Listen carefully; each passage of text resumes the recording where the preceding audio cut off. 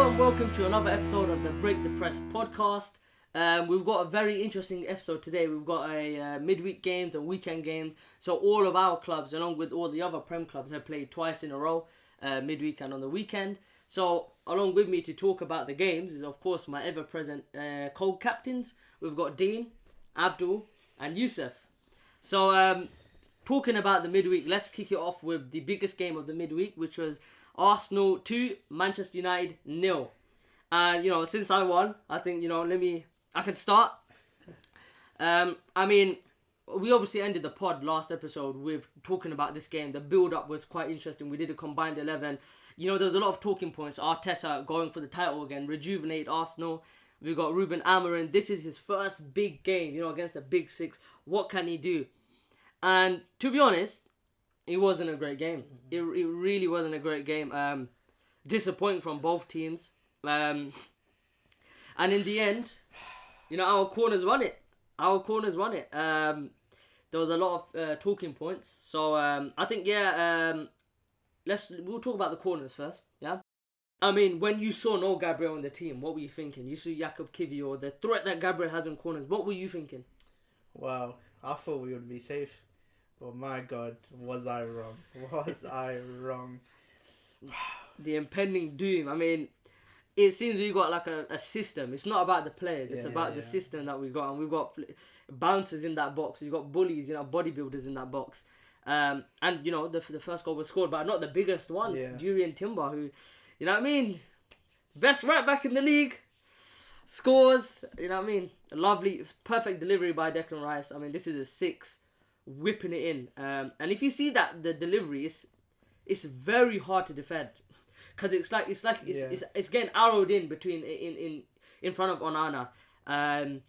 Second goal again, corner again. I mean, Marcus Rashford. My God. The little flicker. Yeah. Well, I don't know what you're trying to do there. What are your thoughts? What did you say in that moment when Marcus Rashford did that? I'm not even shocked, to be honest. This is what I just expect from him now. He's usually good against Arsenal. Yeah, I said they were going to score. I gave the Rashford tax. That looked like such being an good. idiot. I mean, scoring a goal doesn't cover up that entire performance. Okay, you score a goal, but it doesn't mask over the performance. Do you think he should have started then? No. Oh, okay. Okay, let's lift that one. No, Do you know what the problem? Actually, no. I will talk about it later. Yeah, I knew we were gonna score because of what Rashford did. There's that certain in-game moments where something's gonna happen. The pitch was wet as well. I don't know why you're trying to do some flicker.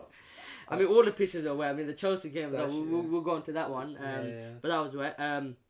Second corner again. Did you not see Harry Maguire just standing there? Was that the first goal? That was the second one. No, it was the first goal because the second one came from the right-hand side. Oh, yeah. When I saw him T-posing in, I was like, what's he doing? Because everyone just walked past him. He's not studying it. Boys, let's go. Everyone's just past him. He was T-posing and everyone walked past him. Brilliant. Talking about how the game was poor. Odegaard and Bruno, they both are supposed to be our midfield maestros. They're supposed to be our most important player in the middle. You obviously had your thoughts on Bruno. Odegaard, we were all saying what he is. Top 3, in my opinion, top one midfielder. Name me in the world, in Europe. Name me a better midfielder than Martin Odegaard. But again, against Manchester United, terrible. I think in the second half he did a bit better, but he was kind of like, jinking past Bruno and stuff, but he didn't do anything with the ball. Yeah, no end product, kind of hiding away. Bruno, terrible. I couldn't name you a single good player. Timber was good. Maybe I don't think Dilly was good. Dilly was very good. Dilly was very. He almost scored. Yeah. Yeah. I don't think Ugarte played bad in terms of winning the ball back. I mean, we nullified you in the first half, which was it's true. But second half, great. We were so stagnant. We had the ball. Why we just kept taking touches? Yeah. You can't do that against a Amorim system where you've got the 3 and then the 4. You got Ugarte ball winner. He's waiting for these passes.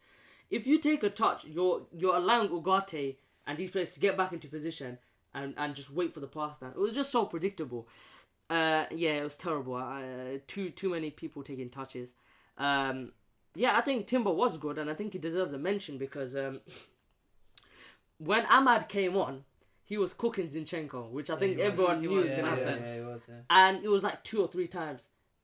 Arteta realised this and said, okay, let me tweak it in game. Takes Timber to the left, takes off Zinchenko, Partey goes right back. Ama's not seen the rest of the game. I'm alright. When did Amma come on? I can't remember. I don't think it was early. No, No, it's but half time, I'm pretty sure, no? No, it wasn't a half. It was like after a half-time. It was like a triple sub. Yeah. So he took Yeah. off, like, It was him, after the Xerxes, and first goal. Rashford. It was Yeah. after It the was whenever first they goal. came on. yeah, so it was before the second goal, maybe 50, So 60th no, it was when he minute. scored the first goal. He made 3 subs. I remember he took off Garnacho. Oh, yeah, He took off yeah. like 3 players. Yeah, Diallo was one of them that came and on. since then Diallo was quiet. Garnacho as Yeah. well. You know when he flicked up the ball. Mm. You know when he was trying to get past. He did it about 2-3 times. In the first half. Yeah, in the first and second half. Yeah. And I was watching it with a few of my mates, and everyone was like, "Oh!" In my head, I'm like, "Calm down. He's not gonna do anything. Yeah. He just loses the ball." I said it. The guy's whack. The guy's terrible, and he showed it today. If I had a winger like Garnacho, I mean Martinelli is not much greater, but Garnacho is, you know what I mean, bottom of the pile. I mean, you know, you're a Chelsea fan. You're a City fan. Did you guys have any thoughts on the game? Yeah, no, it's just Arsenal defense is. I think the main reason why that United won, it was never a competition. Like Højlund isolated, his hold-up play wasn't good, but like isolated completely. Saliba just cleaned them up. Same with like whenever Garnacho would have the ball, poor touches or being isolated. Everyone just seemed isolated when they went forward. There was no inspiration for anything. And people obviously complain about set pieces, but United's best chances also came from set pieces. Yeah, it's true. The Delict headers from a free It's kick. true. Their only Yeah. chance. Their Anthony chance where he side foots instead of lacing Yeah. came from a free kick. So That was a very good invention. No. But I saw Anthony, I was like, nah, yeah. let's, you know what I mean? Let's, what a lace it there. How is he not Reshuffle. laced it? He's side Mm. I mean, I think that even at the start of the game, a lot of people were talking about after as well that Man United's defense wasn't even that bad at the start of the game. You're holding out Arsenal quite a bit, and then I think that is one of the main reasons why Arsenal is getting criticised for their corners, which we'll mention as well. I mean, I think it's. And what are your thoughts, David? When you see a lot of backlash on Arsenal for scoring corners? Nah, I think it's ridiculous. Like, it should be a good thing. It's a unique thing. Yeah. You're finally seeing a team that's utilizing a skill of the game. It's like, you know what I mean? It's Not really seen before. it's like, it doesn't make sense. Like, you know, like, you should have everything at your disposal. We're not playing a football. We're not playing. Football isn't a game where it's just on the square, like on the rectangle where you pass and shoot. You need these things. You need free kicks. You need fouls. You need corners. You need all of these kind of things to go right, and these are the margins that make you win the game. We weren't great on the pitch, but set pieces allowed us to win. Now, that's not something that, they relied on set pieces. No, we've mastered set pieces so well that we can utilize it in another way. That's like if we scored like a scrappy goal, or if we scored like a long shot. If we scored a long shot, are people saying Arsenal won because of a lucky Xhaka or whoever, Partey? We're not saying Arsenal won because of a Partey shot 0.5 xg, long shot 40 yards out. We're going to say Arsenal won because of an amazing Partey shot. So why is it not the same for corners? Arsenal won because we train and we work hard and we make a system that right now is unbreakable, and teams, you can't defend it. I mean, Harry Maguire, he's supposed to be this. If you were to name a kind of aerial presence you want from a corner, it's Harry Maguire. Yeah. So how is he not able to get that ball? Because of the delivery, it's because of the practice, it's because of the movement in the box. Man United zonal marking there, you couldn't deal with it. Fulham, obviously we'll talk about that later, but they used a different system. Their one wasn't zonal, and we still beat them to the corner. So I think it's ridiculous, and people acting like, how do you get corners? You have to have shots on the goal. We had 13 corners. How much of them were? I mean, one of your corners was from Rashford. That's one. Yeah, that's one. But when I have like But 12 it's or an 13, attacking tackled, thing. yeah. It's on their side. You Exactly. have to get the ball to that side. Exactly. Otherwise, the corner's not going to come. And I just want to say one more thing about the corners. It's I love it because it's crazy how obviously I asked you about Gabriel. The fear that teams have on the corner. You know, when you fear something before you do it, it's going to happen to you. The chances of it is going to increase. Even me, myself, I saw Gabriel, I was like, okay, cool. Like, maybe we're not going to have that kind of, that weapon on display. But I knew Man United fans were thinking of that. And you could see on Twitter, like, before the games, the reactions are like, no, Gabriel, all right, cool, we're safe for the set pieces, we're I think it's safe. just an entertainment thing. Obviously, Arsenal are never going to complain about it because, they shouldn't. But, for it to be a tiebreaker, and just seeing it more and more often, like, and you're not scoring any other goals, I think it just annoys people. Yeah, it's true because, you know what I mean, Arsenal versus Man United, that, I think in terms of the actual, it's level with Chelsea and Tottenham in terms of how volatile the game can get. Especially with the Ten Hag games, we've beaten them, but it's you know that 3-2 game. Mm-hmm. That was probably one of the best games of football I've ever watched in the Premier League because it was like we were dominating you for so much of that game, but then you had spells as well, and we had to respect you. And it didn't matter where we were. Like it didn't matter the players. Like you see that Rashford goal, the disrespect there when he nutmeg party. Yeah. These are because of these games. You know what I mean? The mentality is there, and I was so disappointed because that looked like a boring kind of generic team 1 versus team 2. It looked like it looked like more about like it was too tactical. Oh, it's not a bad thing, but I'm saying Man United and Arsenal, it's never about the tactics of how two teams play. It's about how you react to each other. Yeah. And I think, I mean, but obviously, The credit pressure to wasn't on us. It was on you for winning that yeah, game. it's true. But where's the new manager bounce? Amorim, what's he doing? I think it's better that Man United don't have a new manager bounce because Cole. it's... No, it is. Cole. No. Okay, go on. Because, Explain. it brings you to reality of how bad these players are and how like their inability to like hold the ball and like do something with it. Like it's clearly shown how incapable they are of creating any chances for the striker. This was Ten Hag's squad as well. Yeah. These are the players that. No, but this is the thing. There's some players from like Oli, Mourinho. That's true. Like, but the majority is Ten Hag's. Like Amorim, it's not really his squad yet. I think you got to give him a transfer window, then you can show you decide. I think you need more than a transfer window. Is there any standout problems they see, especially in the Yeah, United game? so I mean, we'll get to Onana. We'll get to him. I don't think like in terms of like the centre backs. Okay, maybe the left centre back might be, something to. That's we looked Lenny Euro's at. going Yeah, to be, yeah? no, Lenny No, Euro's the on the right. butcher. Lenny Euro's Butcher. right Oh, hand my side bad. centre Yeah, back. the butcher. The But, butcher of Argentina. Well, it looks. I mean, it shows why Man United were trying to get Bramford to play at left centre back. It makes more sense now. But other than, in general, the defence, I don't think it's a problem. No. Then when we go up the pitch, then we get to the problems. Yeah, we need to spend on getting like a midfield too because we tried Mount there, we tried Mainu, Ericsson, Casemiro, Bruno, These are names, and like, they've just they're big flattered to names. deceive. I mean, do you think Ugarte's part of the midfield? I think Gatti is no problem. Like his job, get the ball, because we have other players that can do like the creative stuff. He just needs to get the ball, give it to him. That's no problem. And he actually set up the first goal against Nottingham Forest for us. Yeah, I've seen United fans. They don't really. They're on board with him. They don't mind. There's no issue with Ugarte. Maybe he could he's not like cruise level deep end playmaker like passes, but in general winning the ball back, it's better than having Casemiro because we need the legs in the midfield, but we need someone to play next to him. The wide players, we definitely need a left hand sided player. It's clear to see how weak we are on that side. Like Dalot has from last year being one of Man United's player of the year the Dalot to this season. Yeah. Wow, this guy. I don't think he put a successful cross against Arsenal. I think he did 6. It was 9 crosses. He did. Against Nottingham Forest, he did 9 crosses and he didn't. Yeah, against Arsenal, he had 6. None of them were successful. I mean, talking about Nottingham Forest, I mean. Whoa. We'll get there. Fine. Calm down. Let's wrap this one up. But yeah, Amad Diallo's fine. But the thing is, putting pressure on Amad Diallo at right wing back to be your main source of creation is it's a problem. And then this is the problem with Man United's front line. Have we seen Ahmad against a very good defender yet though? Because against Timber, I'm just saying against Timber, I didn't see Diallo the rest of the game.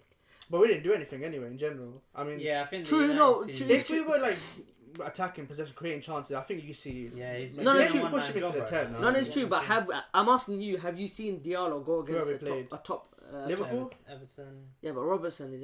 He's kind of like Conor Bradley. And they love Conor Bradley now. Okay, yeah, yes. Who else has he played? Oh, against City he played well. Which one? In the Community Shield. He did. Yeah, he did. He wasn't that bad. He's probably our best player. But yeah. But it's a problem. It can't just be him being the best player. On his own. No player and that comes to the problem with the attacking three. Okay, the striker's a striker now. I mean, you could put Zach whatever. But we're playing with inside forwards in that number 10 position, and it's clearly not working out because Rashford. I mean, he's more of a goal scorer. He's not a creator. You giving up on Rashford? Like brother. Garnacho.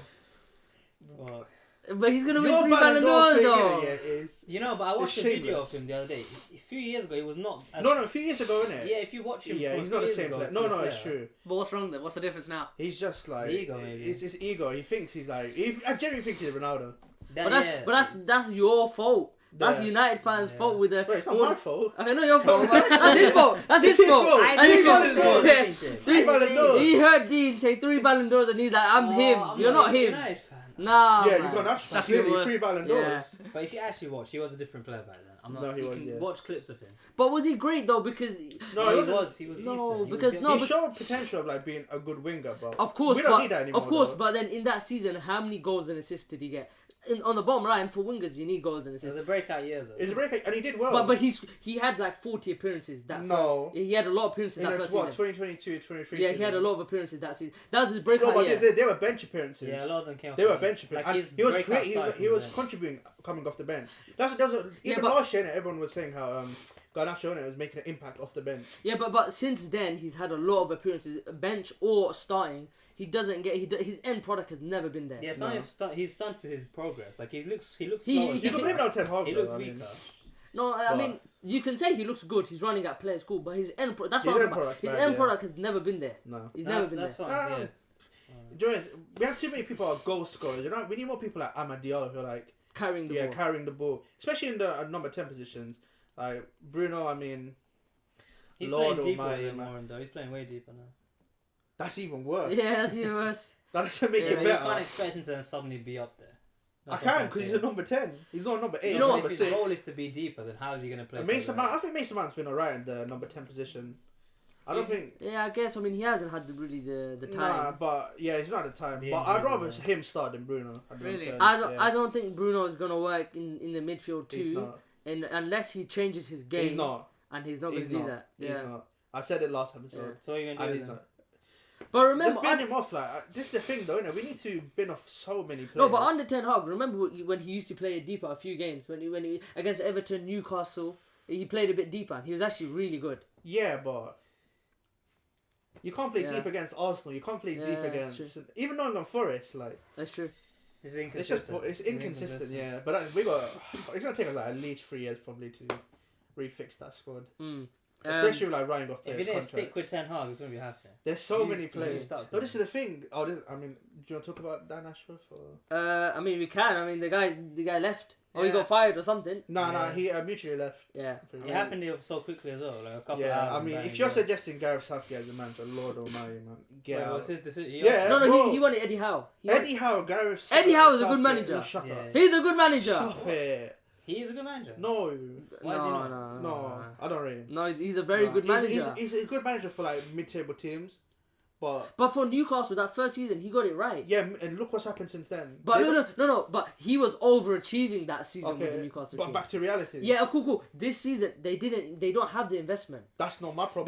because of PSR Yeah, rules. they're being so They sound, they yeah. they still have people like Dan Burn. Yeah, They some got of what's his name, Jacob Murphy, Longstaff. These are not Premier League players. That's not his fault. They are Premier League players. They're not what they're pushing for. Yeah. To get back in the Champions League, it can't last. Yeah, but yeah, So what, exactly. do they have to just sell their players to be able to They buy have now? to, yeah, and that's why we're But that's getting the Alex problem Isak. Oh, okay. Okay. But that's the problem though, because if they sell Isak Listen, to Arsenal, you, yeah, I work part time. Yeah, if you want some of my wages, just email me. I'll happily give. What? You're telling Isak you're gonna pay. No. Isak, anyone. Isak, he's gonna get what, like 200, 300 grand. I will give you $1,000 a week. Yeah, I can't do any more than that because, like, you know what I mean. Rent is due. I'll even drive you from Newcastle. I don't even have a license, but I'll get you there. But anyway, yeah, chase he's the car doing- again, innit? he's doing very well with what he has. Eddie Howe. Nah, I don't think he'll be. Thomas Frank as well for Man United. He suggested Thomas Frank is a good manager. No, He's for a Man good this is the coach. thing though. You got to be like a certain level to be a But Man but United then manager. okay, cool. But did people say that about Arne Slot when he joined Liverpool? Mm-hmm. Different case for them. Not really. Well, it's not. Not Yeah. really. Not really. He came from the Dutch league. Yeah. You couldn't name me 10 teams from the Dutch league. I'm gonna do it on the spot. No. We'll leave that for the pointless, however. But Wait, are they even 10 teams? I don't oh, know. wow, okay. They verse each other 3 times. Yeah, great. No, yeah. Wait, this guy's an idiot. I 10 don't know how many teams. teams Oh man, this guy thinks lunchtime Excelsior, football, whatever that man. is, man. What the Nah. Go ahead, Eagles. This guy, okay, great. FC20. Yeah, people weren't saying that about Arne Slot. Ruben Amorim, you could say as well. Sporting Portugal, it's a good league, but it's dominated by 2-3 teams. There's 2-3 teams, and the rest are down there. Yeah. So yeah, Ruben Amorim, I'm a big fan of him. But you could easily look at Amorim and say he's not a Man United level manager. But Thomas Frank, I mean, wait, why are we talking about managers anyway? I was talking about Dan Ashworth. Oh yeah, okay. Yeah, he wanted Eddie Howe. Yeah. I mean, how do you think Dan Ashworth's leaving is gonna affect the whole system? How influential actually was he? I don't actually know how influential. No, he was involved in Eddie Howe. He got a few of the players in. He was responsible. I can't remember now. Lenny Euro, I think, was one of them. Yeah, Lenny Euro. That was a good one. That was a good transfer. Lenny Euro. Who else? Delit. The thing is, he wanted to keep Ten Hag in charge. Yeah. So do you think that was playing hand in this?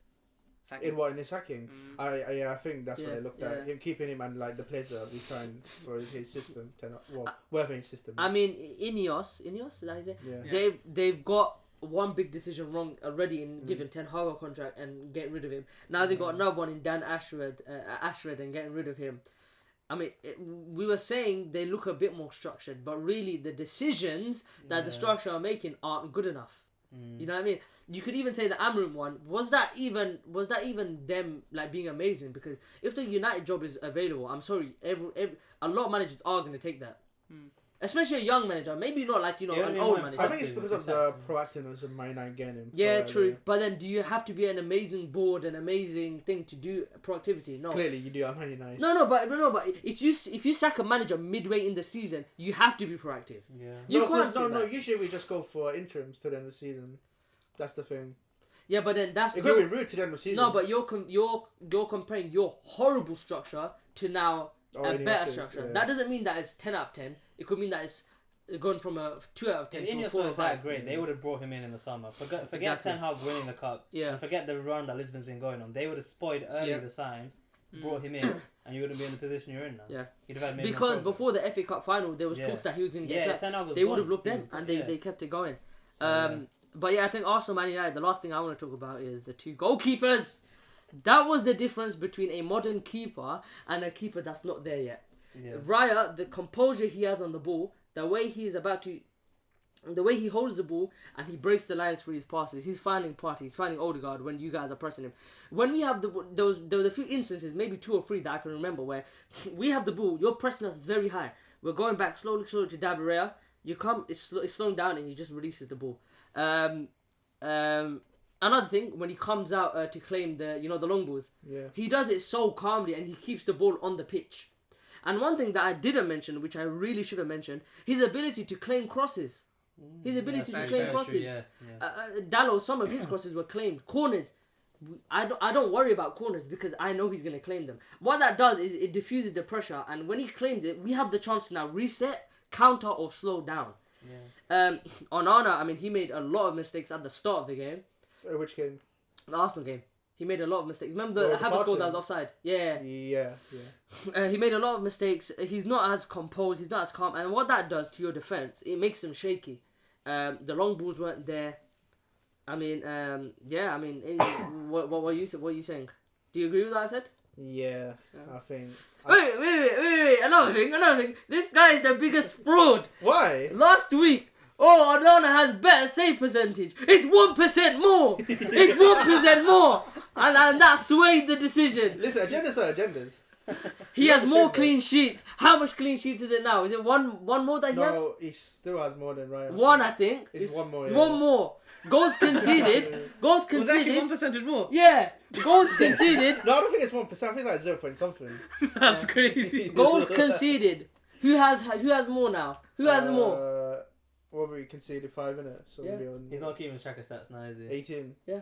What are you on? 15. Just 3 in it.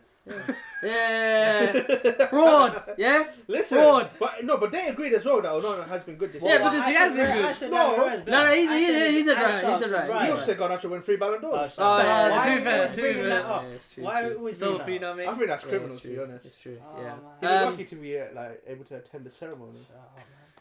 I mean, I think we wrapped that up pretty nicely. It was a game with a lot of storylines, a lot of kind of talking points, but it ended up being a ball fest. It ended up being a game of little quality. Not for the neutrals. Yeah, not for the neutrals at all. Not even for the fans. I was bored out of my mind. I really hated it.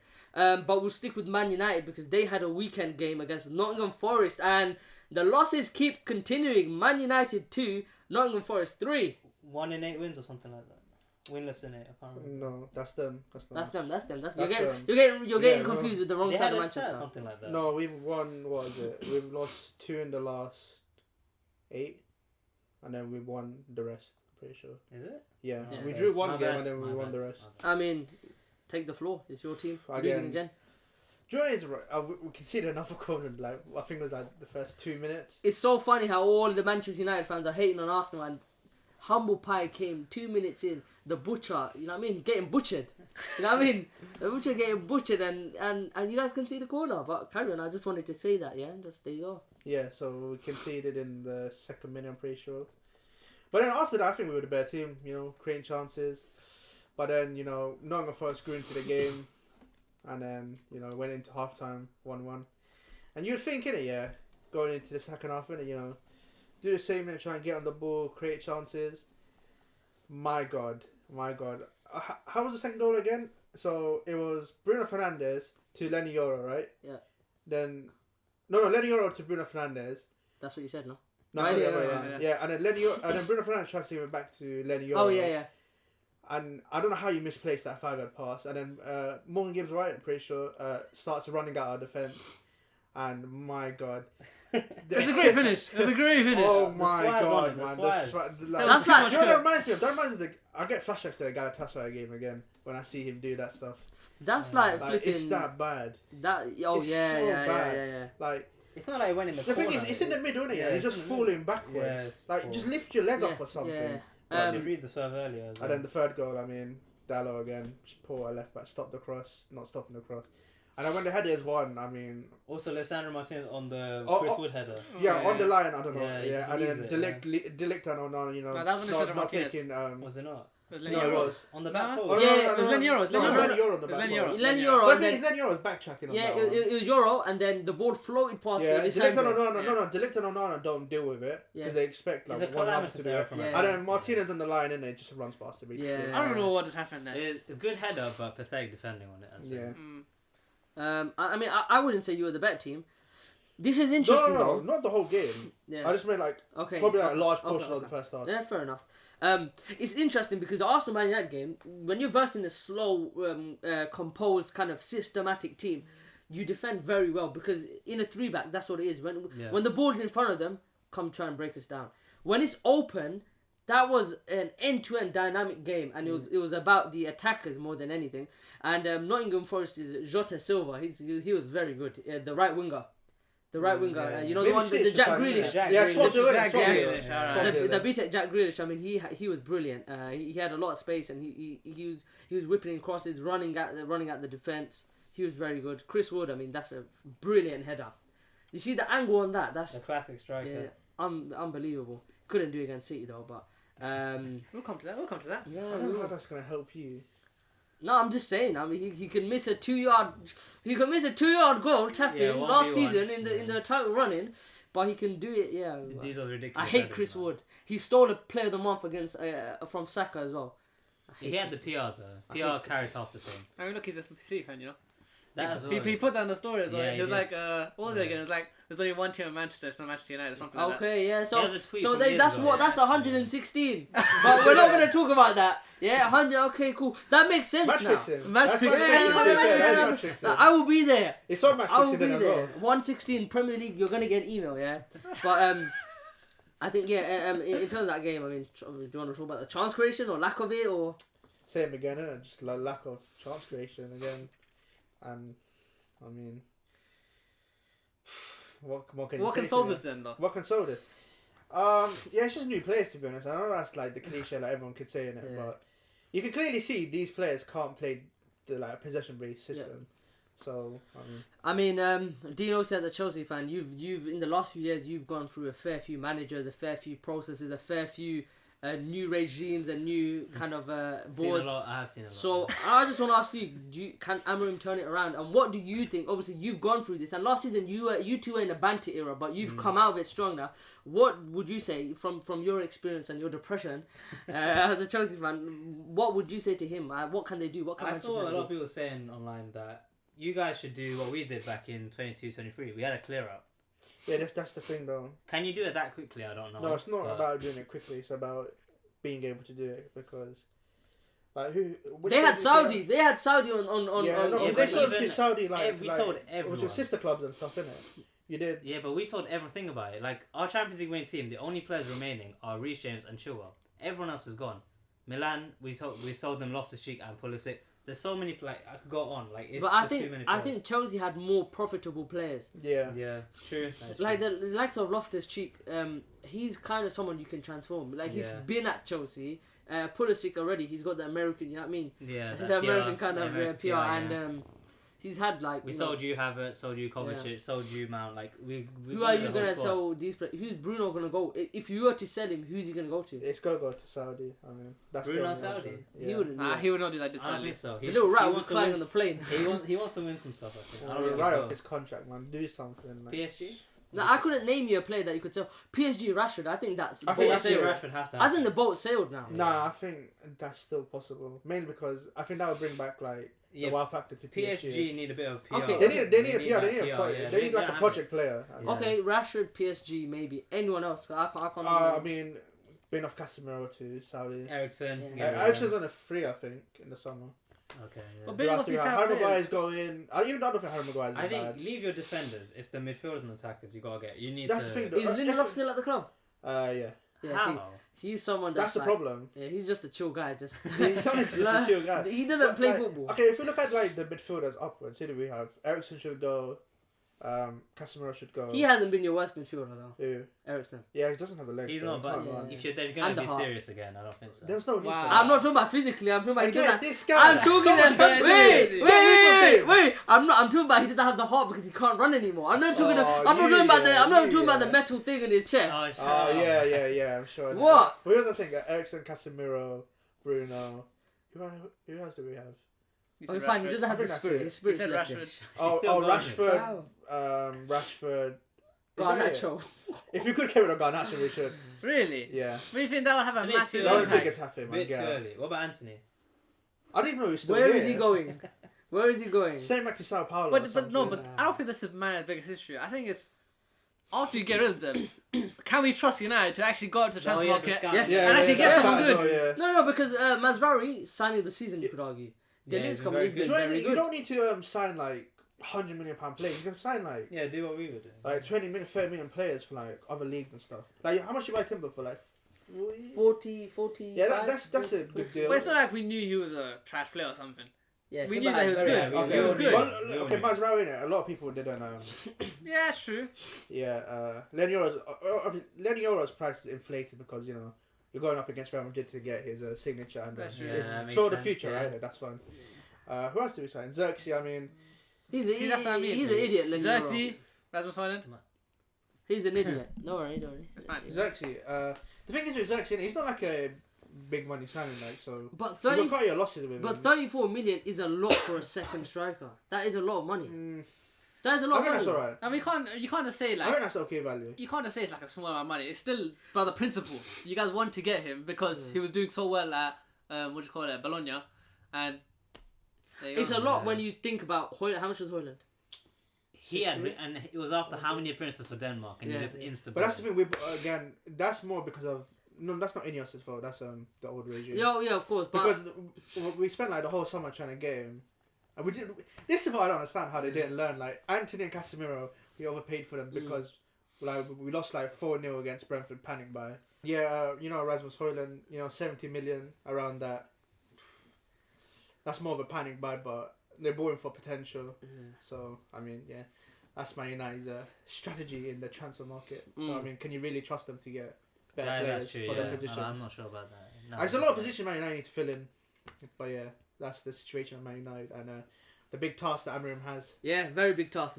Probably the biggest task in football right now. Yeah, for United. Fix Manchester For the size United. of their club, Yeah. sure. Top down. He needs to do it like a certain manager's done it in North London. Okay. Yeah. But yeah, anyways, talking about London, Fulham versus Arsenal. Fulham won, Arsenal won. You know, after beating Man United, you know, we should have... Momentum is gone.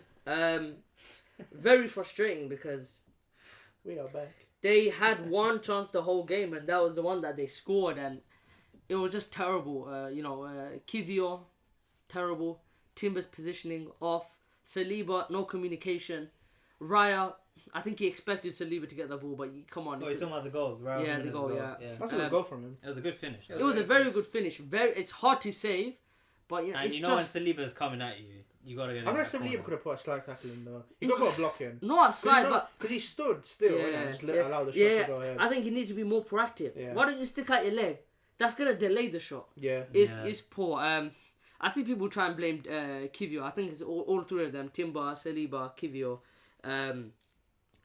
Kivio, I'm a big fan of him. I think he's got a lot of potential, but he doesn't start games, so you can't be hypercritical of him. He didn't even get sub appearances. When he gets subbed off. Remember the Bournemouth game? He made a mistake and he gets subbed off. What kind of man management is that?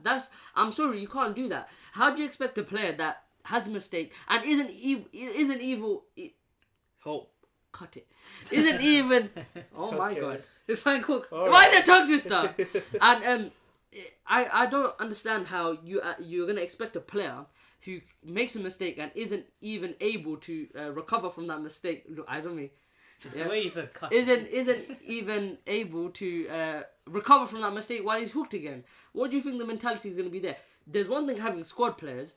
But then there's another thing, having players where you use them when you want, and when they're not good enough, you chuck them away. Kivio is someone with high potential. Again, does he have the pace?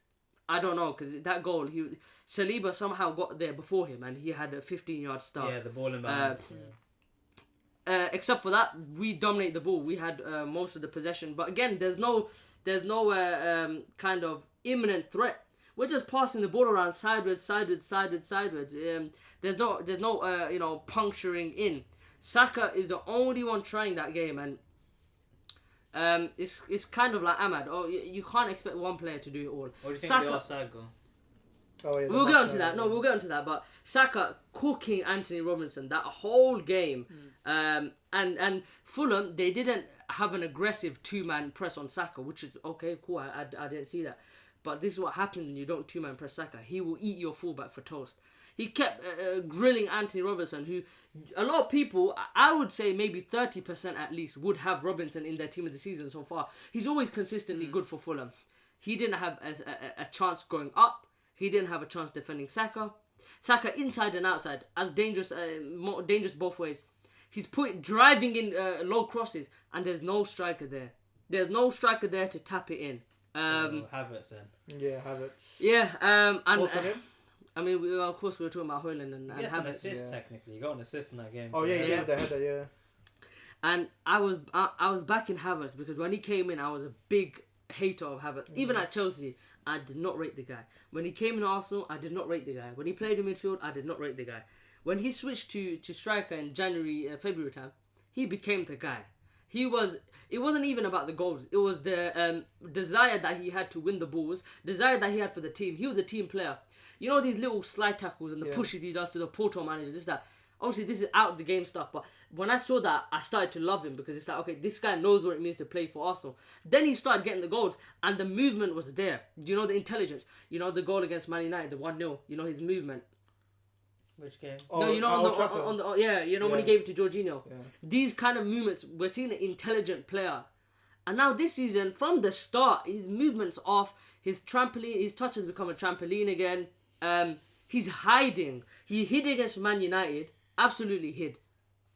He hid again today. He's just going to the right, invading Saka and Odegaard's space. But when he's supposed to be in the box, he's not there. Saka drilling across here, the ball is coming across.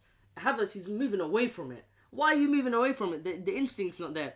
I tried to defend him because what I saw from January to May, that was legit. Like, that was a very good centre forward.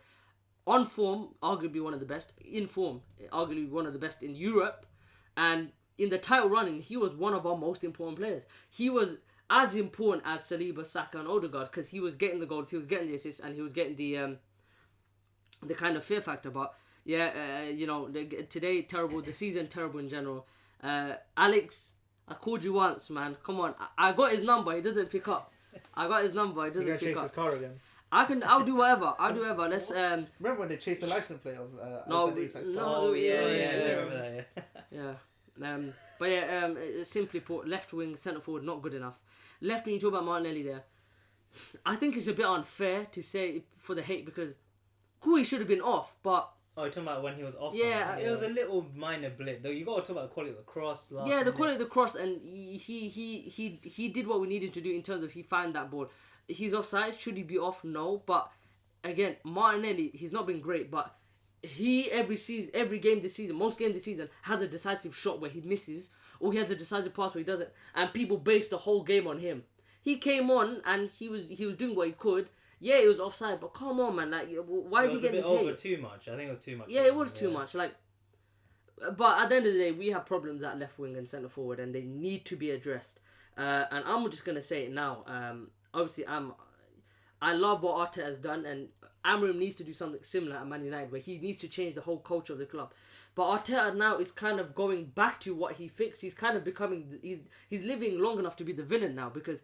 Now again, there's a divide of Arteta out versus Arteta in. Obviously, when was the last time you had that? Since 2022. Yeah. Done 3 games at the start of the season. I mean, there's more Arteta ins now. I'd say it's probably 20-30% now are Arteta out. But I'm sorry, like it's been 5 years now. This is the season where City have dropped off, and we've got a title-winning team. How do you have a title-winning team but you don't sign a striker and left winger? That doesn't make sense to me. And who did you sign in the summer? Raheem Sterling, which I didn't mind as backup. But again, if you're not subbing Raheem Sterling... Yeah, why does he not come on? For these games against mid-blocks... No, I don't know. These are the games he should be coming on. Yeah, exactly. If you're not going to sub him on, if you're not going to do something different, then I don't know why you bought him. Who else did you get? Mikel Merino, which I'm happy with him. I think he needs to get a few more minutes. Is that it? Calafiori, who's looking injury prone. Yeah, very injury. Which is quite disappointing. So now you've had Tomiyasu. So you signed 3 players? From Bologna. No. So I think, if he doesn't win it this season, a trophy, and I'm not talking FA Cup, I'm talking Champions League or Premier League. I think it's Arteta out for me personally. But that's been my stance. 22-23, I don't care what anyone says. In my opinion, that's the biggest bottle job in Premier League history. Does anyone know how many nights we were on top? It was 250 days, I think. 247 days. Yeah. He remembers it. He remembers it. He's got flashbacks to it. He remembers every day. I think that equates to 93% of the season. Or 95. Yeah. Cool. I'll let him off because... squad depth. Squad depth wasn't there. Last season, again, we were chasing. All right, cool. But again, we had these few losses. 1, 2, 3 games that derailed the whole season. It's around the same time as well where you have. Yeah, exactly. It's always around now. It's the same mistakes. 21-22 when we were pushing for top 4, we should have signed a striker. We had a flipping bold Lacazette. Why? If you go to AFTV and all these, why are we? Do you know how cooked we were? We were talking about Lacazette being a number 10. That's it. Yeah. What's going on? And he got it wrong. And this season, I'm telling you, January now. Don't ask me about if we've lost the title because I'm saying no, but I'm saying on a condition now. Yeah. If we don't sign a left wing or a striker, I don't even want both. Just one. If we don't sign a left wing or striker who's gonna elevate our team, I don't want. If we can't get Isaac, fair enough, yeah.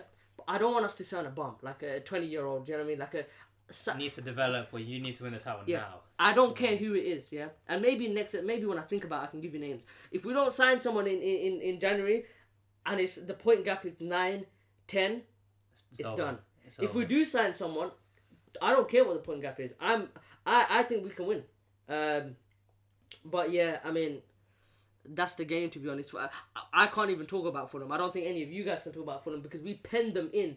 The only credit you can give them, and it's not, I'm not sold to anything because they got the draw. An amazing goal. No, it's like you are. No, it's a brilliant goal. It's a occurrence that you drop points against Fulham every year now. Yeah, it's becoming a tough place to go. They've been on a good bit of recent form as well. Yeah. 100%. I mean, obviously, you are now 2 points ahead of us. What were your opinions on the draw? Obviously, you must have some very, On the draw, what do you mean? Yeah, like, what do you think of the result overall? in your title race. For how it's gonna help in our title race. Yeah, in your title race. We are not in title race. They are in the title race. Stop lying to yourself. Okay, so He said off camera. I mean, you dropping points. I think it's good because it means we're still in comparison. We can be ahead, whatever. It's irrelevant. Like, I don't want to think about title race now. So if we're still in this position by like March, I'll consider it. But for now, no chance because again, the defense. We'll get on to Chelsea's performance in the Tottenham game, but yeah, the points. Yeah, it's a nice thing, but I'm not too focused on that. It's more about us. How can we get the next 3 points? Get the next 3 points. So it doesn't really matter to me. To be honest. What about you? Well, what are your reactions to us dropping points? Yeah, you should care more.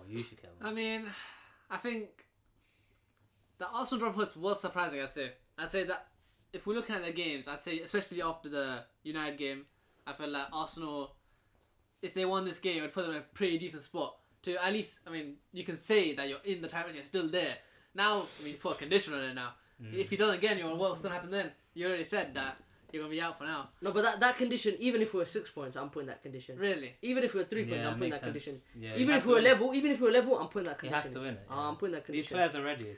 Yeah. But I think I'm more upset is that we're giving Liverpool too much now. Yeah, you have. Essentially, us dropping points, which we'll get onto later. We're making it very easy for them. We're making it. I feel like we're making it too easy. It's the 2019-2020 season again. Exactly, that's what I was going to say. Where everyone thinks you're still in contention until suddenly it's just gone. Like if Arsenal won today, what? There would be 6 points. Exactly, 6 points. That's not a lot. We're game in hand though. Exactly, but there's no points guarantee. on the board. Points on the board. Yeah. But that's what I'm saying. I feel like if Liverpool win their the cancelled game, that's 11 points again, 12 points, something like that. A crazy amount of points to even if he gets someone, even if they get Messi, can they catch up that 9-10 points? How easy do you think Liverpool are gonna drop points? I don't know. You should have said Vinny, not Messi. Same thing. Whoever. Anyone? We take Vinny. No, we have why are we talking about that? No, he needs a left winger. No, we have Martinelli. I still believe in you and Mao. Okay. No, of course, give me Vinny. Give me anyone, man. I'll take anyone on the planet. Well, who do you want in the left wing position then? Why did you mention Garnacho? Don't say Garnacho. He's terrible. I didn't say Garnacho. No, he said, give me anyone but Garnacho. Oh. I mean, left wing, I can't really think of for now. I mean, Dream. If I was going for a Dream. Yeah, Dream. There's one brother. Oh, I do like Lookman. Okay, Lookman wouldn't be a dream, but I'll be very happy with him. Really? That's a realistic. That's realistic. Don't let him take penalties. A dream. Yes, don't let him take penalties. A dream. I mean, there's one. You know what I mean? One certain Portuguese in Milan. Oh, Rafael. Yeah. Get a Rafael, but that's a dream. I'm saying. I'm not saying it's gonna happen. In the middle of the season as well. Nah. Yeah. Actually, no. Milan are doing poor. I mean, if you put, I don't know. Oh no, actually, £70 million bid. Either Rafael or one of my favorite players. The other brother, the Georgian. Oh, Kvaradona. That's my dream. The thing is, would Kvaradona leave when Napoli did so well? Yeah, because they're saying he either signs a contract or he leaves, and he might be available for 60-70. I think he wants something. The thing is, you could do that because you tried to sign Mudryk for like that price in the January. Yeah, I mean, I don't know who he is, but striker is Isak. I don't need to say anymore. Okay, but if you couldn't get Isak, who would it be? Victor Gyökeres. This is not realistic though. For the January transfer window. No, I'm just saying in general. No, actually, no. You know who I'd want. You know who I'd want above Victor Gyökeres. It would be Isak, and number 2, I'm going back for him, Dusan Vlahovic. Really? Yeah. I mean, he's revived. He's a top player, man. He's a very good player. I remember when you lot were guaranteed to get him. Yeah. Then what happened? Listen, no. Guaranteed to win the PL trophy. Oh yeah. Oh, if you get him, that means you won the league, innit? Listen, it doesn't matter. We're getting someone. I know we're gonna get someone. I'm that confident. When we record after January transfer window closes, I like to see your reaction. No. I know because we cannot. If we don't sign it in January, but you don't have a sporting director anymore. Don't worry. Listen, I'll be there if I need to. Yeah, with my. Oh, you're gonna do it yourself. I'll do it for free. They can take my wages and give me a job for free, man. No. Listen, I'm not looking at us not signing anyone in January because if we do, then it's doomsday. But anyway, I think Fulham and Arsenal is quite wrapped up, and we'll go over to another side. We'll go to the blue cartel now. Tottenham 3, Chelsea. No, we keep going. No. We're keeping that one. Cut. No. Tottenham 3, Chelsea 4. The Tottenham Hotspur Stadium. Well, it was a classic. Unlike the United Arsenal game, I think the neutrals. They'll definitely enjoy that one much more. Obviously, the first 2 goals. I mean, Kukure's boots. What the kit man? How can you even mess something like that up? And he didn't even slip after that as well. Yeah, actually. So it literally was the boots itself. So I don't know what's going on there. But is that the kit man or is that him? Because you feel the boots when you go into the pitch when you train. I don't understand. I don't know. You could have taken them off after the first but when goal. you're in that kind of intensity of running, that's when you probably like feel. True, because you're not running laterally. In your warm up, you're not really. The thing is, he wasn't even running. It was just him controlling the ball, and he just slipped it. Weird freak incident, but it didn't matter because soon after that we just started to dominate the game. Like Sancho was just insane. Obviously the first goal, just driving at the players, takes a shot, a goal, in off the post as well, and so then what was it after that? Forgotten now. Sancho plays into Caicedo, penalty. Palmer puts one away. Third goal. Probably my favourite goal of the entire thing. Because not just the finish. If you watch the build-up, go back and watch the goal. There is Enzo-Sancho link-up. Then there's a Caicedo nutmeg. He switches it over to Gusto. Gusto to Palmer. Palmer takes on 3-4 players. He shoots, and then it leads to the Enzo goal. The celebrations, Nicholas Jackson trying to stop Enzo taking it. It's chaotic, but that was a proper game, proper goal. And then the fourth goal is just Palmer. Just 12 for 12 now. 12 for 12, the record, which is a weird stat in itself. To have 12 in a row as the highest is crazy, but obviously we'll take it, Palmer prop, so and to do it with a Panenka Panenka. Some of the angles that you see on that Panenka, bro, you see Foster looking away and you see the ball just flowing, he's gone. He gave up with that one, he didn't bother. That was disrespectful. In the end, they gave Palmer the man of the match, but my personal man of the match would have been Jadon Sancho, because I wanted to talk about how effective he was throughout the entirety of that game. They go 2-0 up. You're under the caution line. Now you need to really make sure you have some kind of inspiration. Someone needs to come out and do something. The first time he drives inwards and takes a shot, he scores. That goal itself is vital for us to even have a chance. And then from there on, every single time he picks up the ball, positive. Whether he's taking on players, whether he's playing a ball in behind. I know we yesterday we talked about how he wasn't really being pressed. There wasn't a lot of pressure on him. But he still has to execute. Players can mess up their touches. Players can hit a ball too hard or whatever. All these little errors they can make. But he didn't do that. He never did that. So that in itself shows the kind of composure, the technical ability that he has. He was ridiculous. And up until the 80th minute, that's where Palmer started to take it on, run the show more. He was a constant threat. And his link-up play, it's a thing he's been doing every single game wherever he's played. Whether he's playing in the Conference League against Heidenheim or whatever, he's linking up with anyone. If he's linking up with Palmer, he can do it. Linking up with Cucurella, he's doing it. Enzo, he can do it. That takes IQ. That to understand a player's movement and where they're gonna go, where I need to run to make the pass. That shows the intelligence that he has, and it's actually showing here at Chelsea. And the one final thing for him is that.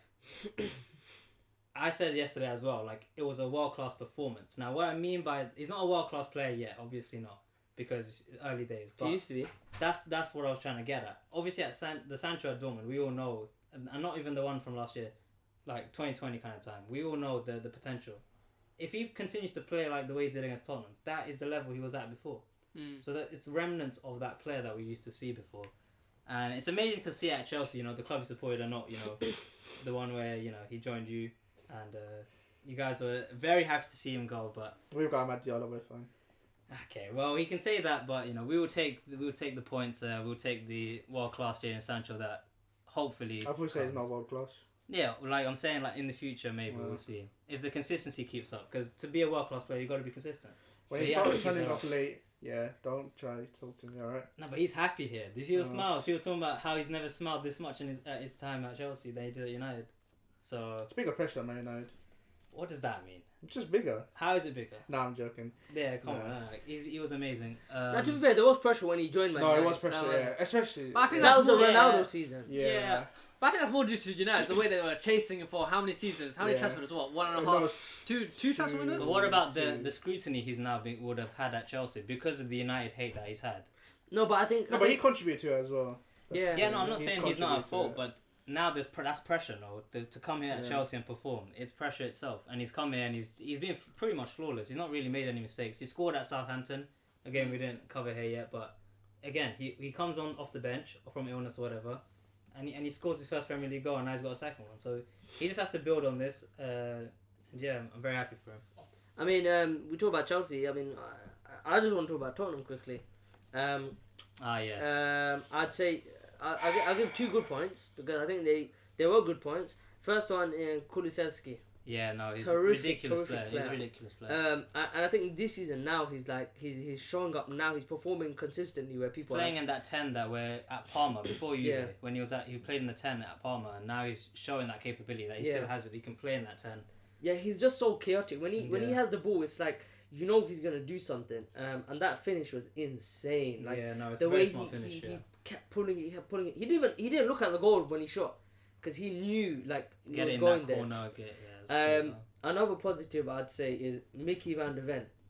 When he was basically defending for the whole back line. He was defending for the whole back line. And Jackson, when he's behind the defense, it's trouble. But with Van de Ven, he nullified him. He played very well, and he got taken off for an injury. Romero injured. Tottenham, they have defensive problems in terms of. Should about the naivety and they've got injuries. Yeah, they've got injuries. Rush them back like that just to lose anyway. Yeah, they got injuries. Postecoglou, I mean, he's probably gonna get sacked. Yeah, I mean, again, you really think so? He's a bit, yeah. Because look at the board. He's not adapting to like what his team. And that's what we were talking about before. We were talking about how he didn't adapt. And again, the little tweaks that happen in game. Of course, Arsenal Arteta against Amorim, moving Timber to the left to nullify Amad Diallo. Enzo Maresca, where he moved Caicedo more essentially he took Lavia off a yellow card when you guys are losing to have more control and to be like, alright, cool, we need 11 players on. These are tweaks that make you win points and show you, alright, cool. He's always too late. The Maddison, when he comes on, he was amazing, but it's for like 5 minutes, it was too late. But like, what I don't understand is you're 2-0 up 10 minutes and there's no defensive, like, there's no thought of being a little bit defensive. They just keep going. There were moments where they did sit back a bit more. It's not like last year where they had the... But what I'm saying is when they sat back too much because they didn't press the ball. They didn't press who was on the ball. And then they just was like, you know what, let's just go back to what we're doing. And it's like, come on, man. You're not going to survive in the Premier League if you do that. Your players are not good enough. An example of players not being good enough is Bissouma. Why the hell is he slide tackling? And so Saar when he just comes through the back of Palmer when he's away from goal, running away from it. Yeah. I couldn't remember an example of a top 6 player doing a decision that rash in the box. Xhaka? But that's a while ago. For Arsenal, the Saliba red card, that's just it's an accident. It happens. Like it's not a bozo moment. That was a bozo moment. It's Caicedo, the DM, not even running towards goal, running towards the byline. Why are you sliding in there? When I saw that, I was like, oh my days. Yeah, the defending was terrible. Panic. And people are going to blame Postecoglou. You should, because again, the in-game management was terrible. But how we're talking about Amorim having terrible players, we need to apply that to Tottenham. How do you have brain-dead players like that doing things like that is absolutely criminal. Absolutely criminal. The bare basics. Yeah. The fact that Sancho's cooking Porro all game and the winger doesn't want to come. Brennan Johnson doesn't want to come back to help. He just wants to chill there. When in the attack he doesn't do anything. In the defense he doesn't do anything. You know what I mean? When Werner came on, there was way more tracking back, I'd say. But then it's too late then. The score was 3-2 when he did that. But then Tottenham didn't make a chance again. Tottenham's chances at the start of the game were based on Chelsea's mistakes. When Enzo Maresca adapted the game after half-time, we didn't see any Chelsea mistakes, and boom, Tottenham are done. The only chance they had is the Son chance, which again was a Chelsea mistake, the pulling offside. So, what are your thoughts on the game? Postecoglou, you think he's gonna get sacked? Like, why would you say that? I don't know. I mean, I feel like Tottenham are trying to ride this out. I mean, he said it himself that he wins trophies in his second season. I wonder what trophy that's going to be. I mean, look, they're trying to ride it out. They think that he's the truth because of the football they're playing. Of course, on the eye, if you're neutral, if you're going to pick any game the whole weekend, if it's not like a crazy big game, you're going to pick out Tottenham game because, you know, especially even last year, think about the Tottenham-Chelsea, how much goals were going, how much action there's, even in this game, so much action going through it.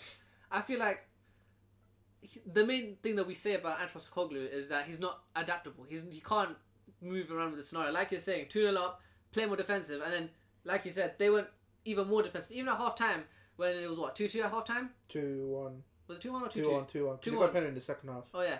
2-1. They sat back a lot more, like you're saying, but it's like, they had nothing else. And as well, I mean, we mentioned Kulusevski. They have players. It's not like you're saying that we should be talking about how Tottenham's team is rubbish compared to Man United or other teams like that. But they have those But players. they have players. Yeah, it's not like they don't have players. Yeah. Like last year, I mean, I remember last year, Tottenham fans were doing combined 11s as Arsenal, trying to put Van de Ven and Romero and whoever. Of course, that might have been very stupid. But Yeah. Van Very der Ven, stupid, but yeah. they have a lot of players. Even Udogie didn't have too much of a bad game. But I just feel like, I mean, the quality of Chelsea outshone afterwards as well. Yeah. But like, for example, yeah, these players are great, but Bissouma doing that slide tackle was stupid. Dragushin, not good enough. As soon as Van der Ven is off, it's trouble. Fraser Forster, he's a granddad. What are you doing playing? He dives He so made slow. some So decent slow. saves, I remember. Papa Matasar with the fourth one. Yeah, Papa Matsar. So it's like, you know what I mean? Like United, Bruno is not a bad player. He's a brilliant player, but they don't have the mentality or the understanding that you can't do these things in a Premier League game. You can't. So I think that was a brilliant game. Chelsea keep winning. Ahead of us now by 2 points. 6 points behind Liverpool, who have a game in hand. So Chelsea right behind Liverpool, overtaking Arsenal in the title race. I mean, the Southampton game, would you like to touch on that? Amazing, isn't it? Yeah, because that one was a game where people were not too sure. Obviously, they're bottom of the league, but same areas, they've had some good games there. We thought that... I didn't think it would be that one-sided, like we'd blow them away like we did. But it just came from the consistency of our midfield, as like it did in the Spurs game. Because we had, in the first 10-15 minutes of the Southampton game, we were actually getting peppered. The goal Disasi scored came out of nowhere. Like, when it went in, we all were surprised by it. Because we were getting dominated at that point, and they made it 1-1. But after that, we took control, and yeah, I think we should have scored 9. We should have hit them for 9. We should maybe even break the record that day.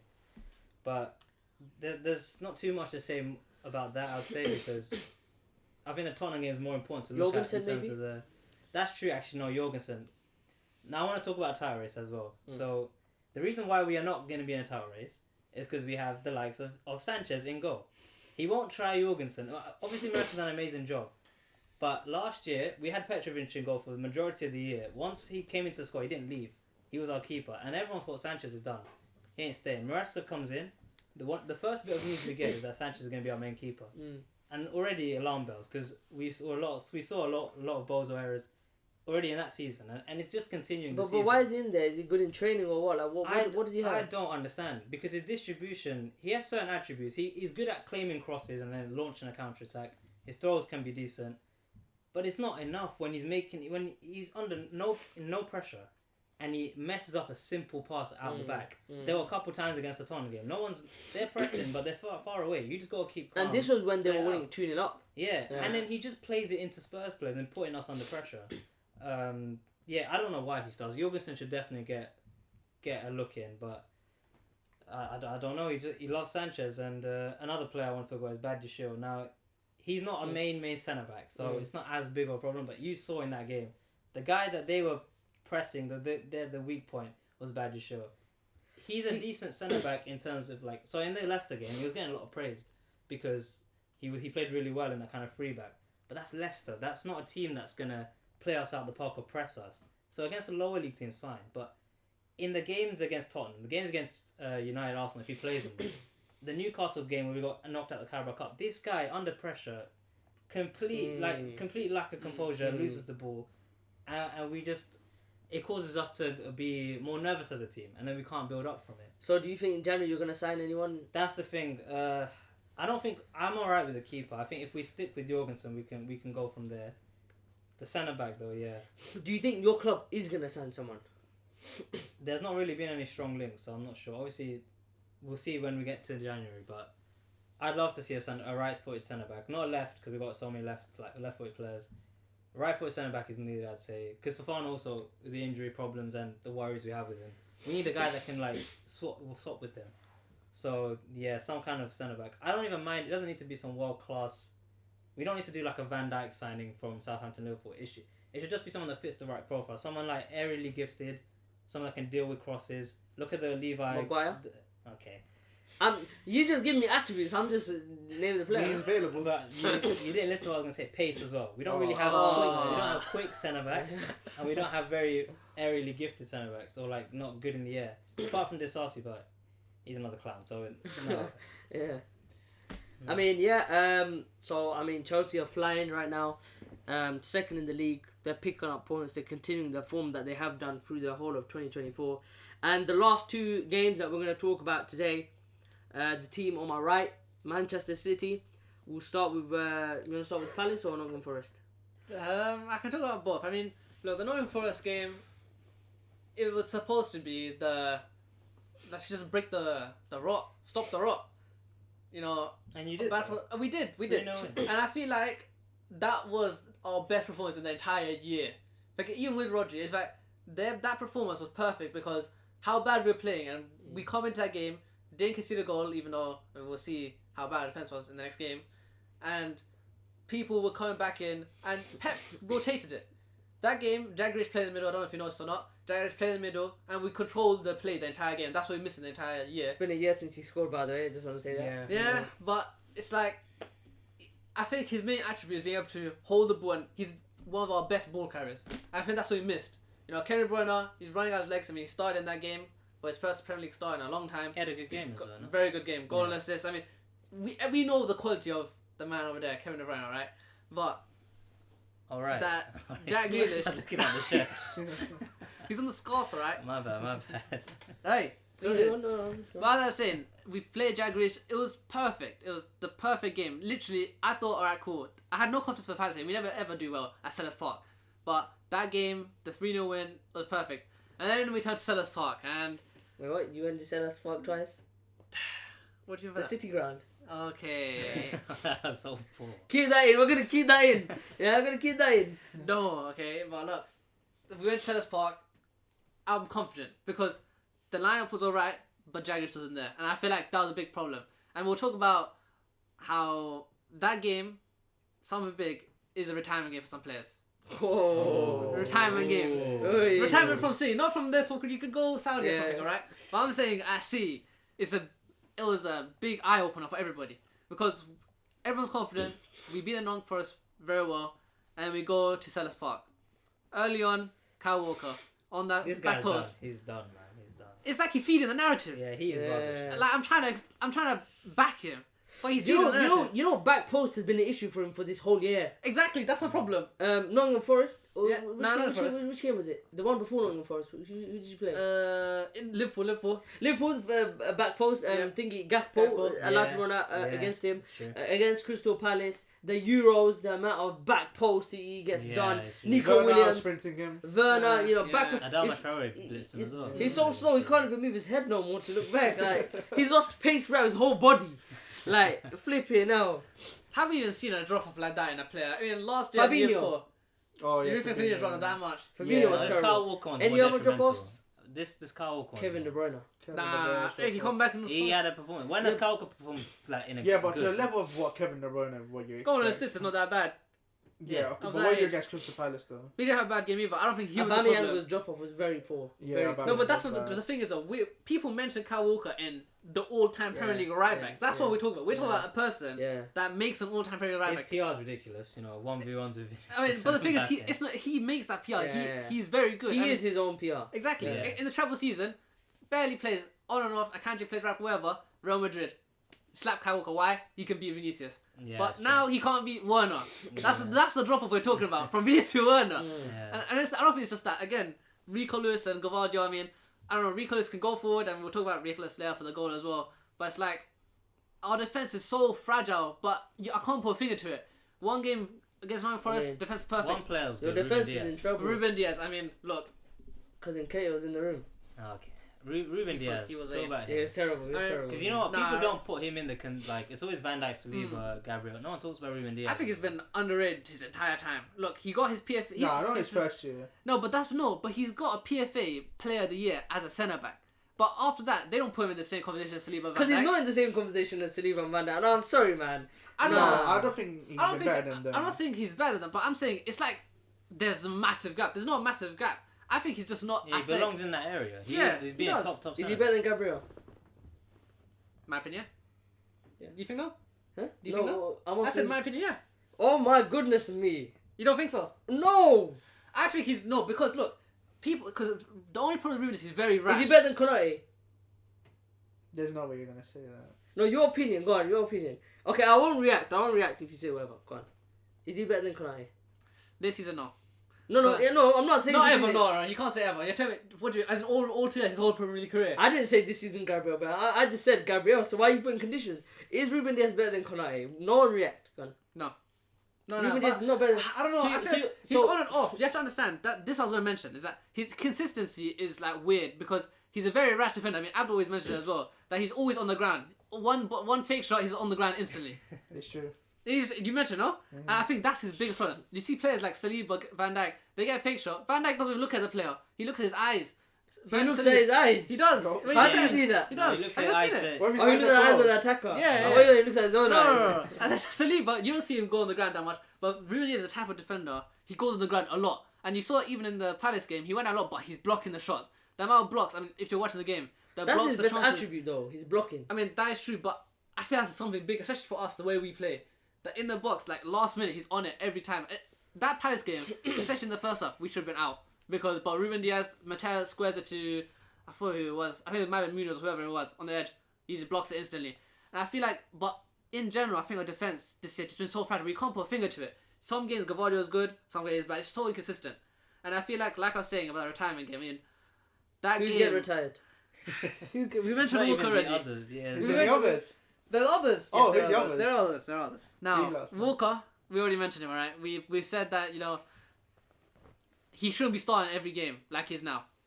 But to contribute to our bad form, Bernardo Silva. Not mentioned enough because he's, except for Liverpool fans, he's liked by a lot of people. Because technically he's one of the best players we've seen, right? Understand? Yeah. Especially in the City shirt. But who? Bernardo Silva. Okay, yeah. Very technical, people used to compare him, especially the season where he was popping off, bringing in goals and assists. It was him and Salah saying Yeah. that they were the best. Was that 21, 22? Yeah, Yeah. in around that. Now, this drop off is, But what's exactly dropped off? Is it pace? I think Is it it's passing? like- I don't know, if we're relying on him too much defensively as well as attackingly. Like, I can't say, it's like, overall is in he's not being his players too much, like dribbling wise, right? Normally we think about Bernardo Silva, his technical on the ball dribbling is insane, understand? But we put him in so much situations where he has to defend against players. We know people always make the joke of Bernardo Silva so versatile, we play him at left back, play him DM, wherever. But Now he can't do that. now he can't do that, he doesn't have that. I think Bernardo Silva is a supporting cast rather than a main star. And when he's been asked to be a main star now we're saying this guy can't act. He's more of a, a back. He's good at the tree or a prop, but when you need him to be the main guy, he's not there. Yeah, I mean, Anyone else? no, I think they're the two main. I think everyone else is bad for, but I feel like If he's having to defend too much, isn't that Haaland? a thing on Pep? that I was gonna mention that as well. Alright. No. Foden? Oh, actually, Oh, yeah, Foden. we got Yeah, Foden. hang on a Foden? second. Yeah. First mention Pep. First about Pep. I think Pep has to switch around. I think they're tinkering as well. We saw in the Nottingham Forest game that Jack Grealish and Doku, perfect. They played perfectly. Then we switch around to a completely new front three again, with just Haaland staying the same. But I feel like we need some consistency. I feel like every game it's a whole different lineup, and we don't have a consistency. Arsenal, maybe to their downfall, have like a very stubborn lineup, right? They play the same people every game, no?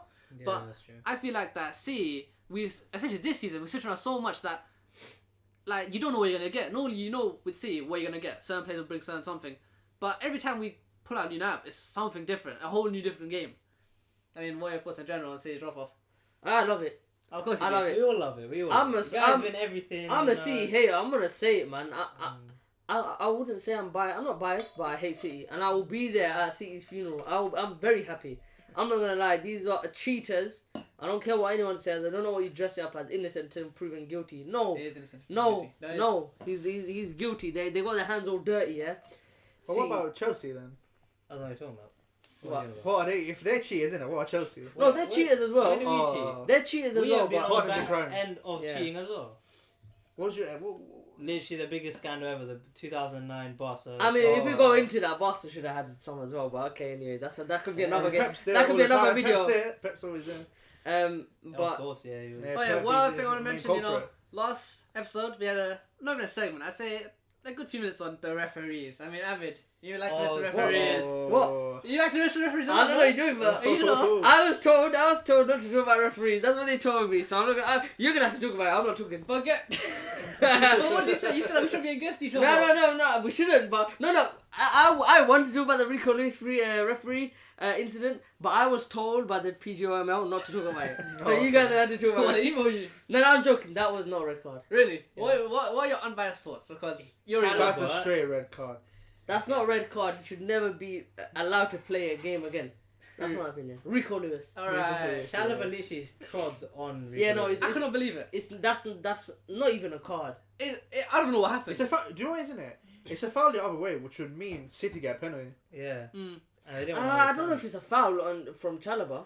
Look, But he steps on him, I though. think it's 50-50, but that's not my problem. Is that he And VAR he looked watched at the it. foul. Yeah. No, but VAR can't do anything. It's second yellow. Yeah, That's they that's can't that's do a big They anything. one. can't do anything Nah, in they second can't- yellow. No, it's clear yellow I card, think they that's can't. one big problem with VAR that they can't do anything with How that. can they But not do anything on a second yellow? That doesn't make I don't sense. But understand. it's because VAR was introduced not to overpower the ref, to advise the ref. exactly. If it's a second yellow situation, that's the ref taking control. It's like VAR can't really intervene because then it would be them overpowering the referee. You know when? Yeah, but it's for they're But- supposed to clear up the clear and obvious. He is But clearly like stepped on Rico. but you know like offsides and stuff. That's where VAR needs to be the main character because the referee's not flying in the sky. yeah. I But get that, you know when it's red cards, VAR is gonna ask the referee to come to the screen, not to change your opinion. Be like, hello mate, can you But look they at it do again? change their opinions. They do, but I think that's more on the pressure of the referees. But they tell the referees to look at it again. They don't say come to the screen and give it. Of course, the referees give it, but that's I think more of the pressure and more because a lot of those times it is a red card challenge and stuff. Yeah, that's But, true. yeah, that is a shortcoming of VR. But I think VR the way it's been used is the way it was supposed to be used. Yeah, I'm not saying I don't think I blame VAR. I'm just thinking like he saw the challenge, right? And then like Who's the ref? I don't know his name. I don't know his name. You keep going now. But I'm saying as in like he saw the challenge, right? And he didn't pull out a card straight away. He gave it a bit of time. I was like, alright, cool, so it's just 50-50, let it go. I mean I didn't see the foul anyway. And then you just see him walking up, pulls the yellow card, walks back. He's like so nonchalantly, he pulls out the red and goes. It's like he took his time to like analyze or see what's in front of him. He sees this foot of Chalobah hit his leg. It's. I mean, I don't know how clear it is, but the thing is, like, I can't blame anybody in the situation. I can't blame VR because we know they don't get it for yellow cards. But at the same time, it's like, it's such a No, but they dumb should yellow. get involved for second yellow. It's a red. It leads to a red card, and they intervene with red cards. So they should be dealing with red. I mean, look, again, I don't think we can't just blame the red card, but I feel like it came at a clinical point for us. 2-2. We're on the ascendance. We're hitting them very hard. just scored a really good goal. Bro, that goal, was top class. That was a good goal. That was a good. I mean, look. Look. You guys asked me a question last week about whether we're in the title race. Maybe this puts a nail in the coffin for us. Are you sure? Because it's not even that many points now. Like, No, but that's no problem. I see too much inconsistency in our game. that's true. Too much. Yeah. Like, what I see in a title race, right? The people are leading. How many points do you think they will drop? Liverpool, this team, look good. They'll drop points. Not saying they're going to go invincible from now to the end of the season. But how many points are they going to drop? And And are they their going to drop? mentality, Are they going to drop more than us? Yeah. And I can see us dropping more points than them. Same with Arsenal. I mean, do you think that Arsenal drop more points than Liverpool? No. Right. No. Do you think Chelsea drop more points than Liverpool? Yes, we are. There you go. Yes, we are. Alright, he's in his own Can you world. ask me the question? No. Oh, okay. You should watch it. It's switch, bro. You're on the other Bro, side we of can put the a team. name in your coffin next week, mate. You better be careful. Oh. If you allow that to You happen, better be it's done. careful. If you allow that to happen, it's The done. previous You better layer, be right? careful. Previous layer, right? Calm down. You better be careful. Okay, I mean, the City, the games. The one last question I'll ask you is a question I asked Dean, and the question I guess I answered. Do you think your club is gonna sign someone in January, and who would you want to sign in January realistically? It's difficult because the obvious answer that everyone has been mentioning is Zubimendi and Rangers, right? So of course they've been doing good for their respective teams, but they're players that are looking to be starting midfielders for their teams. Now, if we're trying to go into January and just sign them to be backup, to be number 2, just till Rodri is back, is that going to be good for them? Is that going to be for the club? I don't know. But City's always done that. Yeah, You've had a B team before B teams were a thing in the Premier League. That's true. that is true, but I feel like getting a replacement is perfect, but I mean, look, Zubimendi is Zubimendi, the guy. of course. He is the guy for you. But- I think. Do you think Zubimendi? I mean, I haven't watched Zubimendi enough to know whether or not he can play in other positions other than the 6. As in, can he play in a Gundogan position next That's his to best Rodri? position. You think? I don't think. I hear your point actually because Zubimendi didn't leave to go to starting Liverpool because he loved his role in Sociedad. Sociedad. I think he will leave now, but he will leave to be a starting player because 100%. you can't leave the love you have for your club and reject Liverpool to now play second fiddle. Yeah, 100%. So I mean, look, say I have a lot. I mean, also one thing that is key is that we mentioned City's defensive frailties, but I think our attack. I mean, look, I don't want to mention Haaland too much, but he scored a good goal. He scored a good header. Yeah, he And did. I feel like he's doing what he can with the service he's getting. Understand? But Man why are you United taking it? syndrome. No, I don't know. I've seen him get a lot of service this That's season. true. Especially this season, he's missed a lot of chances. You're right. He's missed a lot of chances. But I feel like also is that he's the only, like, when you think of season attack, you can't think of anyone else. It's only Haaland. Previously, we've seen other wide players You've been like that before. The treble winning season, it was all Haaland. Uh, That is true, but No, but they had Alvarez as well. exactly That's Alvarez. the That's Yeah, what I was that's gonna the mention. key, I was yeah. gonna mention So you Alvarez. should sign a backup striker then. Surely. Is there a striker out there that's A backup. It doesn't need to be a world class guy. Alvarez wasn't. He was Jesus, known. bring him back to the club. Alright, Okay. calm down. yeah, you could Jesus. 50 million We back didn't in even it, talk yeah. about Jesus. Yeah, Oh yeah, my you God. talk about him. Let's talk about him here. Brilliant striker. He knows the club. He knows Pep Guardiola. He can play left wing, right wing if you need someone. That's true, to be injured. fair. What about So us? good at dribbling. So good at dribbling. They're so good at dribbling. Brother, for you, 50 million. well, that's special For price. you, special price.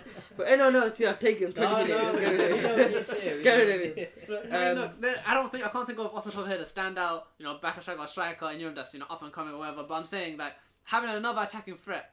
Kevin De Bruyne is good not because he's not the same Kevin De Bruyne as he was before. It's just that his presence, the effect that okay, cool, the team has to watch him. They have to focus on him because he's good. If he gets the ball in a good position, you can hit it from 4 yards, you can hit it from 18 yards, wherever. He can pull out a pass from anywhere. But we don't have anything else like that. People are not respecting Savinho or Grealish or Doku like that as much. Not anymore. So I think, look, there's a lot of problems I see. I mean, I think we're not in the title race anymore. I think Really, it's done. I think it's too difficult now. It's too far gone. It's too far gone now.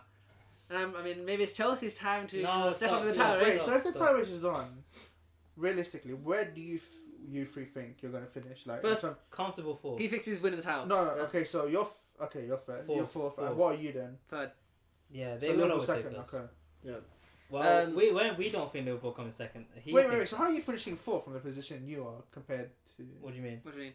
As in, like, Fourth. I'd say you're doing third, better than Arsenal them, second, though. Liverpool first.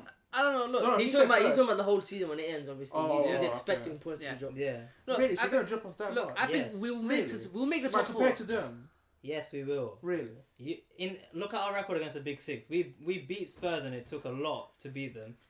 Obviously, we got more games at the bridge, which Have you will played help. Arsenal yet? We have Arsenal at the Emirates were dropping points. It I think. was a draw Who's of the playing? game, and they scored from the Neto goal, which Oh, really yeah, shouldn't the have game went we in. did play at the Oh, bridge. yeah. I That shouldn't have remember went in, that, But we have to play them at the Emirates, probably drop points there. Let's play you at the Etihad. So Look, it's, I you think. know, it's- Look, I mean, look. If the points. tile's up, of course, you need to get a top four. That's the thing. But especially this year, I feel like the top four is like it can be anyone. The order's gonna be completely different. What we say now, it'll probably be different. That's at the end another of the season. thing. We need to. Could we be should Man know United. this. We should know that Okay, every year. let's not there. Oh, okay. Every year we know It's not that here. whatever you have in December, it's not a guarantee that Mm. by May it's gonna be Yeah. like this. Yeah. It never is like that. But you have to have signs. In December, you have to have Yeah, signs. so that we're will make seeing it. the signs. Like Chelsea are Yeah. showing they're Yeah. a top four Yeah. side now. They're not going to Yeah. be 10th or whatever. And I see showing that they won't be in the title. That's what I'm saying. Yeah. That's what I'm Fair, saying. fair. What Arsenal showing? Well, we're showing that we need to sign a striker or a left winger. That's all we're showing. But yeah, I think that was we can wrap up the episode. That was a brilliant episode. We went through a lot of games today. We went through 2, 4, 6, 8 games, 9 games, 8 or 9 Something games. like that. Something like that. We spoke about our team. We spoke about the kind of results and what they mean. City, are they at the title race? Looks like it. Arsenal, are they faltering? They are. They will need to sign people. Chelsea, they're on the ascendancy. I'm not even looking at the camera. Chelsea, they're up. They're second behind Liverpool, 6 points. They're flying right now. Out of all the teams here on the table, Chelsea fans are the happiest right now. But also the chill guy. We're just the chill guy. We're no, not they're in not the title chill guy. race. No, this gimmick ain't gonna run. They are in a title We race. are Whether they like it chill or guy. not, they are in a title race. No, they want to force this on no, us no, so no, that no. they can laugh at us later. No. With that result, you are in a title race. No, we're not. Whether you like it or It's not, only Spurs. whether It's you only like it or Tottenham. not, whether they We're going to be Tottenham. whether It's they only want to say Tottenham. not, whether they want to say they are or not, the Premier League looks and we know you're in a title race. Okay, No, Man United, Amorim needs to get it right. They're kind of mixing now. They're December and their kind of season get is Conference like, League alright, minimum. That's probably the aim. Get in the top 6, Yeah. 7, I'd say. cool. But yeah, Yeah, we're in the Europa League and Champions League. Oh, football. that's true. Maybe Europa League. But yeah, that's the end of today's episode. We're going to have a separate video for Football Pointless. So we're going to have a separate video. So stay tuned for that. That will be uploaded as What well was on the combined channel. 11? And that will be in the combined 11 will be in the Pointless video as well. So we'll do kind of 2 kind of mini games, 2 side quests in one. And yeah, thank you guys. And keep liking, subscribing. And yeah. Done. So we're not going to say anything. Okay. We don't need to say anything. He's outroing out. Yeah. We don't. Nah, What do you we want to keep- say? nah, we keep Oh, on I'm saying a chill guy. Yeah, you will do the thing where they say Do you want to say something? And they say their thing. No, this is in right No, now. because he cut me out last time. Okay, let's just keep going then. So yeah, I've kind of wrapped it up. I mean, Dean, do you have any thoughts for the next game? Again, just wait, what? For the next episode, for the next game, for the next Chelsea going onwards. Again, thank you for watching, everyone. That giving us advice. We send it out to a lot of people, and we actually got some good advice, isn't it? Yeah, no, it's true. Yeah. So yeah, it's just keep giving us support. Yep. And yeah, that's what I gotta say. Yusuf? Just like, share, and subscribe, turn the notification bell on, and yeah, just look. We'll listen to the feedback. We've spices the set a little bit more. Yeah, we have. The library's going forward now. Progressive line. Yeah, progressive. We're going forward. And I think let's let Abdul have the last word. So I've got nothing. and that's it. Okay. I'm gonna cut it. So.